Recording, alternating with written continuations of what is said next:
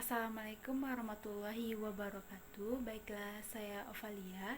Pada kali ini saya akan menjelaskan tentang uh, peran guru dalam pembelajaran dalam mata kuliah etika profesi keguruan. Jadi, sebelum kita lanjut dengan apa yang dimaksud dengan uh, apa-apa saja termasuk peran guru itu, kita harus tahu apa inti dari peran guru itu. Jadi, peran guru itu adalah tingkah laku seorang pendidik dalam memberikan pelayanan kepada peserta didiknya agar menjadi peserta didik yang selaras dengan tujuan sekolah dan mampu meningkatkan kemampuan dalam proses pembelajaran. Jadi, peran seorang guru ini sangat penting bagi seorang peserta didik yang akan memberikan pelayanan di sekolah. Pelayanan ini bukan pelayanan yang seperti melayani makan, bukan, tapi ini melayani dengan sesuai dengan tujuan sekolah dan mampu meningkatkan kemampuan dalam proses pembelajaran. Jadi ini pelayanan dalam proses pembelajaran seperti itu. Dan uh, apa-apa saja peran guru dalam pembelajaran. Yang pertama yaitu guru sebagai pendidik dan pengajar. Guru adalah seorang pendidik yang akan menjadi tokoh panutan bagi para peserta didiknya. Di lingkungan sekolah, yang menjadi panutan seorang peserta didik adalah gurunya itu sendiri. Jadi, tugas pendidik itu adalah memberikan teladan yang baik bagi peserta didiknya. Sukses atau tidaknya seorang siswanya itu tergantung hasil dari apa yang diberikan guru kepada siswanya, seperti nilai-nilai yang diberikan oleh gurunya, kayak nilai yang secara universal kayak nilai moral, nilai keislaman, dan menjauhkan peserta didik dari pengaruh budaya dan pemikiran yang merusak. Jadi seorang guru itu hanya menjelaskan tentang yang positif-positif saja, atau yang mengajarkan tentang yang positif-positif saja, tidak menjelaskan tentang negatif, kayak seperti merokok. Jadi seorang guru itu harus menjelaskan kepada siswanya itu, atau mencontohkan dengan hal-hal yang baik seperti itu. Dan yang kedua adalah guru sebagai pelatih dan pembimbing. Jadi di sekolah atau di sebuah pembelajaran, guru diibaratkan sebagai pembimbing pelajaran berdasarkan pengetahuan dan pengalamannya seperti itu.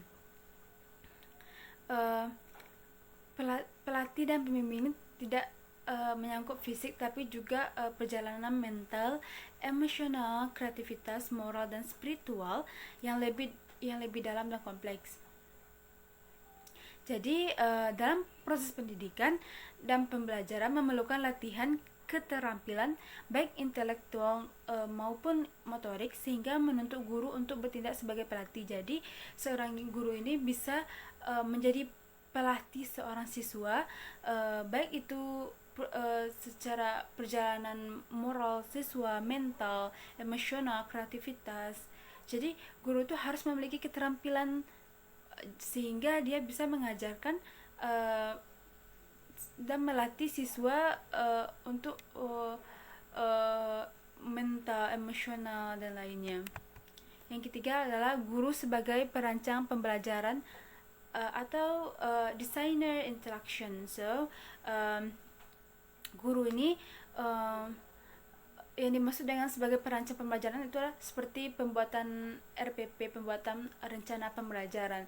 Jadi yang pertama yang harus dilakukan oleh guru adalah membuat dan merumuskan bahan ajar. Jadi sebelum memulai pembelajaran, seorang guru itu harus membuat dan merumuskan bahan ajar, sehingga apa yang direncanakan itu yang diajarkan kepada siswa. Jadi di dalam kelas itu tidak ada misalkan minggu besok bacanya A tapi dia mengajarkan B seperti itu.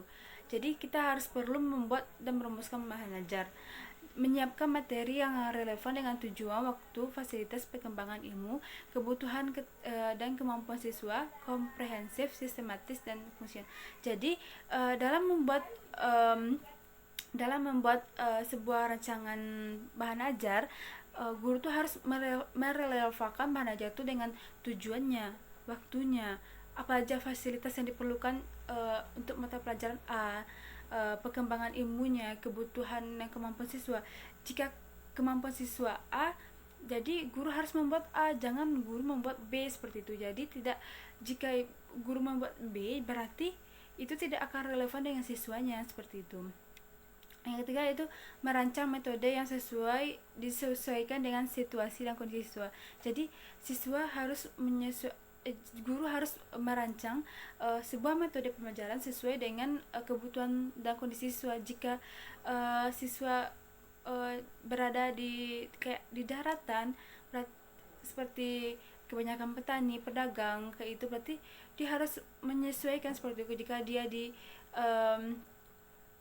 perbukitan atau di nelayan, jadi dia tuh berbeda metode yang digunakan guru dalam pembelajaran, seperti itu. Yang keempat itu menyediakan sumber belajar. Dalam hal ini guru berperan sebagai fasilitator dalam mengajar. Jadi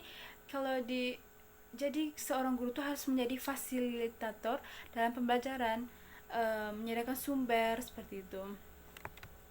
Kemudian peran guru yang keempat yaitu guru sebagai pengaruh pembelajaran. Jadi yang dimaksud dengan pengaruh pembelajaran di sini adalah guru membangkitkan dorongan siswa untuk belajar. Jadi guru tuh harus memberikan motivasi atau dorongan kepada siswa untuk semangat belajar, dan kemudian menjelaskan secara konkret apa yang dapat dilakukan pada akhir pembelajaran. Jadi setelah memberikan motivasi, jadi diselipkan itu dari kayak seperti tujuan dari pembelajaran ini. Setelah mempelajari ini, kita akan mendapatkan seperti itu, kayak mendapatkan ilmu yang banyak atau memberikan motivasi kepada siswa. Yang ketiga itu memberikan ganjaran terhadap prestasi yang dicapai hingga dapat merangsang pencapaian prestasi yang lebih baik di kemudian hari. Jadi guru itu untuk membangkitkan motivasi siswa dan prestasi siswa, guru memberikan seperti reward kepada siswa agar siswanya berlomba-lomba untuk belajar atau untuk semangat untuk belajar.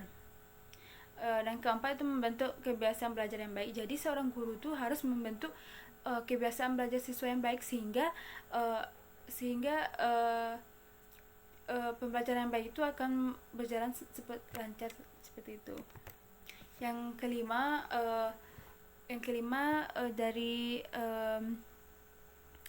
peran guru yang pertama yaitu guru sebagai konselor. Jadi guru itu tidak sebagai pembimbing saja tapi juga konselor, yaitu kalau guru itu merangkup semua yang ada di sekolah, bisa jadi pengajar, pendengar, atau jadi konselor, seperti itu.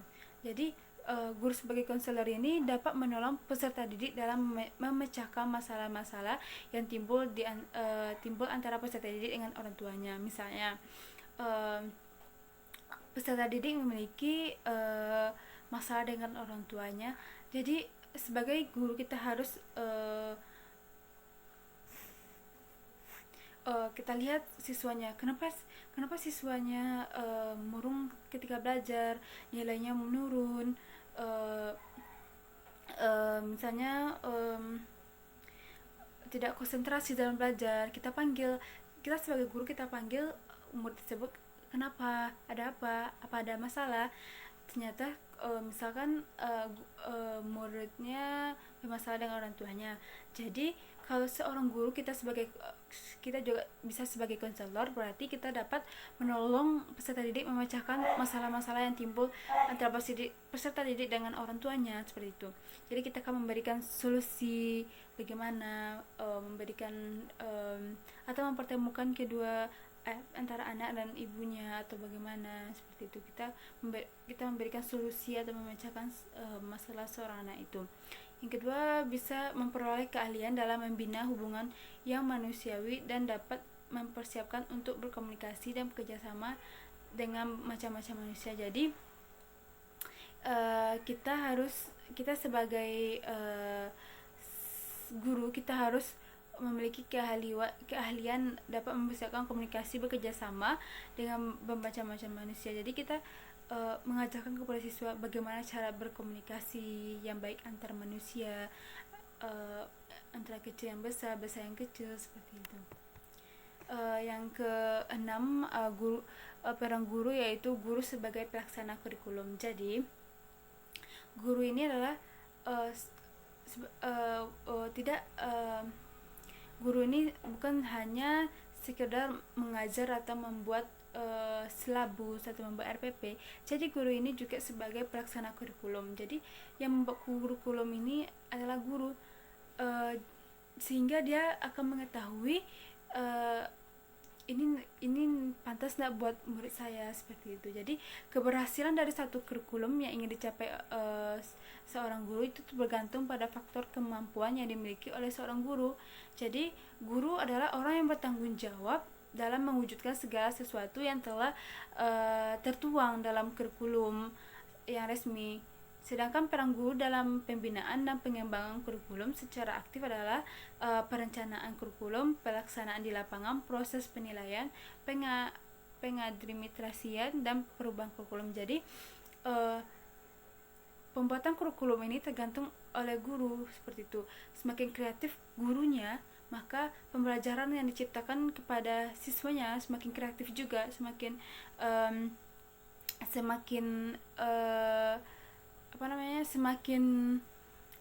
inovasi pembelajarannya, seperti itu. Jadi guru membuat perencanaan kurikulum, maka dia membuat perencanaan kurikulum, dia yang membuat proses pelaksanaan di lapangan, dia yang proses penilaian, dia yang membuat perubahan kurikulum. Jadi guru ini sangat berperan penting dalam pelaksanaan kurikulum. Yang ke-7 adalah guru dalam pembelajaran yang menerapkan kurikulum berbasis lingkungan. Jadi yang pertama yaitu pemimpin belajar, dalam arti guru sebagai perencana, perorganisasian pelaksanaan, dan pengontrol kegiatan belajar peserta didik. Jadi seorang guru ini pemimpin dalam belajar, artinya guru melaksanakan, dia pengontrol. Jadi dia itu mencakup semua dalam proses pembelajaran. Dan yang kedua yaitu guru sebagai fasilitator belajar. Jadi guru pemberi kemudahan kepada peserta didik dalam melakukan kegiatan belajarnya melalui upaya dalam berbagai bentuk. Jadi guru mengusahakan, dia sebagai pemberi kemudahan kepada peserta didik supaya pembelajaran ini berjalan dengan lancar. Yang ketiga yaitu moderator belajar, guru sebagai pengatur urus kegiatan belajar peserta didik. Jadi di dalam pembelajaran guru dituntut untuk sebagai moderator belajar. Jadi rencana-rencananya itu guru yang melaksanakannya, seperti itu. Dan yang keempat itu motivator belajar. Jadi seorang guru itu harus menjadi motivator seorang pendidik agar mau melakukan kegiatan belajar, sehingga peserta itu akan termotivasi dalam belajar, seperti itu. Yang kelima yaitu evaluator belajar. Jadi setelah dilakukan pembelajaran, guru melakukan evaluator belajar, yaitu guru sebagai penilaian yang objektif dan komprehensif. Maksudnya di sini adalah guru tidak, misalkan guru A dekat dengan murid B, berarti nanti nilainya bagus, tidak. Jadi seorang guru itu harus penilaian objektif, seperti itu, sehingga tidak ada kayak seperti apa ya, kalau dekat itu tidak mempengaruhi nilai. Walaupun kita sedekat apapun kita dengan guru, apapun kita nanya, kita sebagai guru harus menilai, harus objektif dan komprehensif, tidak ada unsur kekeluargaan, unsur teman, unsur anak, seperti itu. Dan yang ke-8 yaitu guru sebagai demonstrator. Guru sebagai demonstrator adalah menguasai bahan dan materi pembelajaran yang akan diajarkan kepada peserta didik. Jadi sebelum memasuki kelas, guru tuh harus sudah menguasai materi yang diajarkan kepada siswanya, sehingga jika peserta didiknya bertanya, jadi guru ini bisa menjawab seperti itu. Jika guru tidak mengerti, nanti siswanya ngapain kita yang harus ngerti, guru aja nggak ngerti, seperti itu. Jadi kita harus membuat pemikiran siswa itu positif seperti itu, tidak negatif terhadap kita, seperti itu. Dan mengembangkan dan meningkatkan kemampuan dalam ilmu yang dimilikinya. Jadi tidak hanya belajar atau belajar di rumah, guru ini harus mengembangkan kemampuan yang dimilikinya, karena itu akan sangat menentukan hasil belajar yang dicapai oleh siswa. Misalkan guru A sudah bagus mengajarnya, tapi dia tidak menguasai teknologi, tapi guru ini mau belajar dan menguasai teknologi supaya hasil yang dicapai oleh siswanya itu bagus, seperti itu. Yang apa yang diajarkannya masuk ke dalam melalui media, melalui dia belajar untuk pembelajarannya tidak bosan oleh siswa. Dia selalu belajar untuk mendapatkan ilmu, supaya peserta didiknya juga banyak mendapatkan ilmu dari dia, seperti itu. Yang ke-9 yaitu guru sebagai pengelola kelas. Jadi guru mampu mengelola kelas sebagai lingkungan belajar serta merupakan aspek dari lingkungan sekolah yang perlu. Tujuan umum pengelolaan kelas ini adalah menyediakan dan menggunakan fasilitas kelas untuk bermacam-macam kegiatan belajar agar mencapai hasil yang baik. Jadi dalam pengelolaan kelas ini, guru diharapkan dapat mengembangkan kebiasaan bekerja dan belajar, serta membantu siswa dalam memperoleh hasil yang diharapkan. Jadi guru ini mengelola kelas dan mengelola kelas dengan memberikan fasilitas-fasilitas yang diperlukan oleh siswa agar dengan pengelolaan kelas yang baik, maka akan menjadikan siswa yang memperolehkan hasil sesuai dengan yang diharapkan, seperti itu. Yang ke-10 yaitu guru sebagai mediator dan fasilitator. Jadi guru sebagai mediator dan fasilitator ini adalah yang dimaksud dengan mediator adalah guru menjadi perantara dalam hubungan antar manusia. Untuk keperluan ini, guru harus terampil menggunakan pengetahuan tentang bagaimana orang berinteraksi dan berkomunikasi. Tujuannya agar guru bisa menciptakan secara maksimal kualitas lingkungan yang efektif. Jadi guru sebagai mediator ini perantara dalam hubungan antara manusia, seperti atau antara murid atau antara guru. Pokoknya dia sebagai mediator kayak itu. Tujuannya guru bisa menciptakan secara maksimal kualitas lingkungan yang interaktif. Jadi misalkan menurut A bagaimana, menurut B gimana, menurut C gimana pendapatnya, kayak gitu. Jadi guru bisa menciptakan kualitas lingkungan yang interaktif, siswanya aktif semuanya, jika guru bisa menjadi mediator yang baik, seperti itu. Dan sebagai fasilitator guru, hendaknya guru mampu mengusahakan sumber belajar yang berguna serta menunjang pencapaian tujuan dan proses belajar mengajar, baik yang berupa narasumber, buku, teks, majalah ataupun surat kabar. Jadi yang dimaksud dengan guru sebagai fasilitator ini adalah guru menyediakan fasilitas-fasilitas yang baik untuk siswa, seperti apa yang dibutuhkan dalam proses pembelajaran, apa yang dibuat di RPP atau rencana pembelajaran di atas kertas. Kita juga harus sebagai fasilitator menyediakan apa yang dibutuhkan oleh siswa, apa yang dibutuhkan dalam proses pembelajaran A, B, C. Misalkan A memerlukan buku, berarti guru menyediakan buku, menyediakan sumber-sumber, seperti itu. Jika B membutuhkan fasilitas pembelajaran selanjutnya, yaitu pelajaran B misalnya, memerlukan fasilitator yang memiliki media seperti media surat kabar. Misalkan kita belajar surat kabar, berarti kita harus menyediakan surat kabar atau muridnya memberikan surat kabar seperti itu,